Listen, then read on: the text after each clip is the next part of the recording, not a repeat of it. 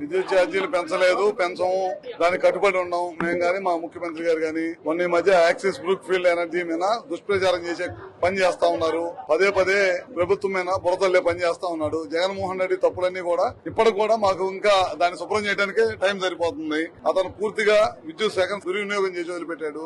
అతనే యాక్సిస్ ఎనర్జీకి ₹5.12 పీపీ చేస్తే దాన్ని వెనక్కి పిలిపించి ₹4.60 పగలపూట సాయంత్రం పూట పీక్ అవర్స్ లో కూడా విద్యుత్ సరఫరా చేసే ఒప్పందం చేశాము. అదే కాకుండా PLF దాదాపు 60% తక్కువ ఇవ్వకుండా ప్రభుత్వానికి నష్టం లేకుండా అన్ని కూడా చేశామన్నమాట. జగన్మోహన్ రెడ్డి లాగా ప్రభుత్వం లాగా ఈ ప్రభుత్వం చేసే ప్రసక్తి లేదు. జగన్మోహన్ రెడ్డి ప్రభుత్వాన్ని ఒక ఆదాయ వనరుగా విద్యుత్ శాఖను వాడుకుంది.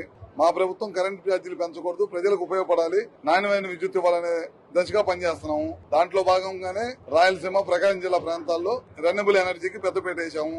గతంలో కూడా 7,000 మెగావాట్లు 2014-19లో రెన్యూబుల్ ఎనర్జీ పెట్టడమే కాకుండా విద్యుత్ ఉత్పత్తి కూడా చేసి చూపించాము.